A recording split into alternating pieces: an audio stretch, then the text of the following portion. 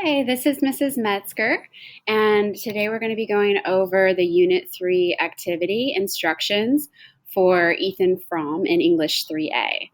So, a couple of things to keep in mind.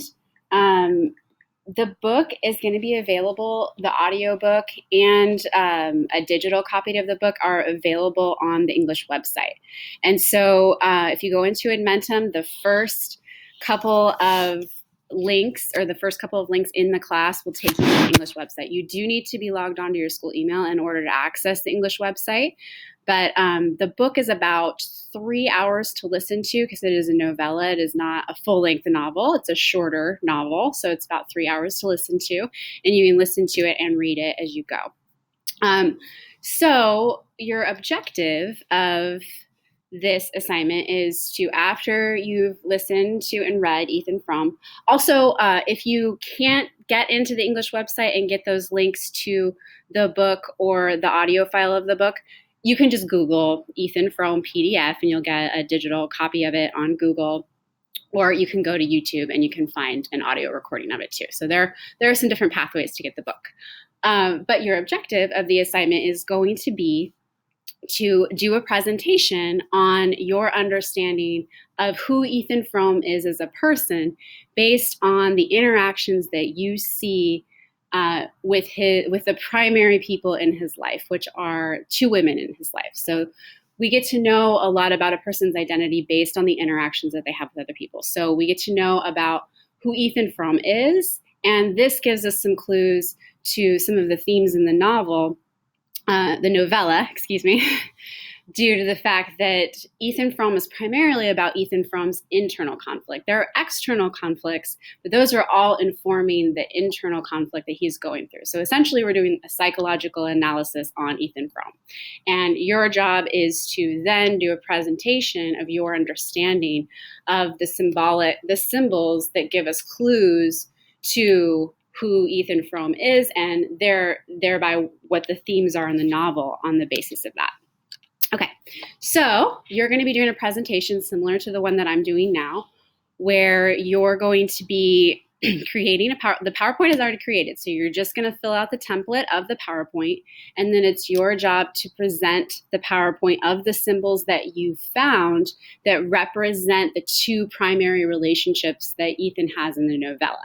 So he has a relationship with his wife, Zena, and then he has a relationship with Maddie, Zena's cousin. So those are the two primary relationships. And so as you're reading, as you're listening to the audiobook, you're thinking about symbolically how to represent those relationships that Ethan has with each of those women.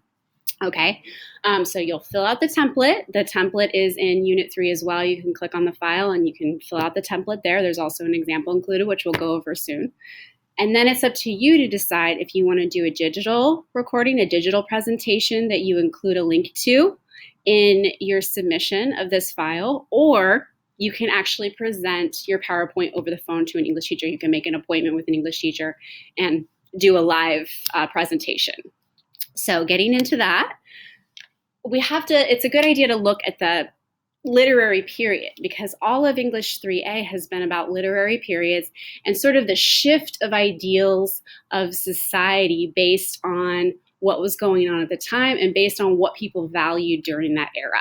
And so as we move into Unit 3, we're shifting from Unit 2, which focused primarily on Romanticism and Gothic literature. And so during this time period, there was an emphasis on nature and the individual, and they particularly celebrated emotion and creativity, shifting from the prior way of thinking of rationalism. And so they really valued nature in the writing and tended to have a very descriptive and sort of elevated view of nature during this era. So now we're moving after the late to 1800s, so after Romanticism is kind of coming to an end, we're shifting again. So we're shifting from Romanticism into Naturalism, and Naturalism is the era that EthanFrome was written in. So EthanFrome was written in 1911, so we're shifting from the end of the 1800s into the early 1900s, and we see that naturalists agree with romantics that nature is important and nature gives us clues as to our own humanity. Like we see within ourselves and our psychological point of view in nature that's reflected, that we see on the outside what's going on the inside.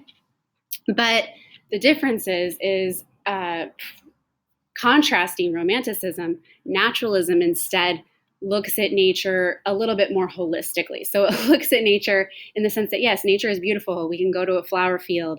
It's great. Let's describe how beautiful and wonderful everything is, but less of the Disney version of nature, because nature also has a dark side, right?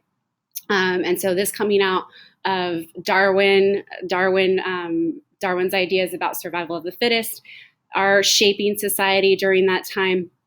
And then also just sort of this idea that, yes, nature also can be very brutal. Nature can be, like, if we see this example, we see a pride of lions hunting a baby elephant. So yeah, nature is beautiful, but there's also tsunamis. There's also tornadoes, and nature is somewhat indifferent to the human condition. So nature isn't necessarily crafting itself to our whims, right? So these are some things to keep in mind as we start to look at EthanFrome. So EthanFrome is sort of, like I said, we talked about these two relationships. So we learn more about who he is and what his psychological state is based on the two relationships he has in the novel, the two primary relationships. So a little bit of background before you read the book. His relationship with the town that he lives in, first and foremost, is that it's a small town, Starkville, Massachusetts. He actually wants to get out of the town. He's always dreamed of bigger and better things than this small. And the description of the setting to align with naturalism is very cold and grim and dark. So he's always kind of had bigger dreams for himself. But he finds himself taking care of his parents who have terminal illness, and he meets Xena, who helps take care of his parents as they're dying. And so he definitely feels indebted to the service that Xena provided to him, and he ends up staying in the town and ends up marrying Xena, and starts to feel very trapped in the relationship for a number of reasons, because he's not living his bigger dreams of getting out of that town. But then also, Xena can be very controlling and manipulative. And so we see him playing out this interaction where he very rarely speaks his truth, says his feelings, or even vocalizes anything. He kind of just goes along with Xena, but we can see that he has other desires outside of the relationship. And this is brought to light even more so when Maddie comes into the picture. So Maddie is Xena's cousin, and she comes to take care of Xena because now Xena has an illness. Now there's some inferences that maybe Xena's illness isn't as bad as she acts like it is, because part of her illness is keeping Ethan there. She kind of senses that Ethan is unhappy in the marriage, and so her illness is in a way a form of guilt to kind of keep him taking care of her. So Maddie comes and helps take care of Xena, and Maddie is young and beautiful. Maddie is Xena's cousin, and so Ethan starts to develop these fantasies about having a relationship and running off with Maddie. Like, he doesn't actually act on a lot of these impulses, but he has the desire to. So we see one of the prevailing themes is that Ethan very rarely acts on what he actually wants to do. So these are some pictures from a movie on EthanFrome, where we see on this side we see Ethan with his wife, and we see the beautiful young cousin.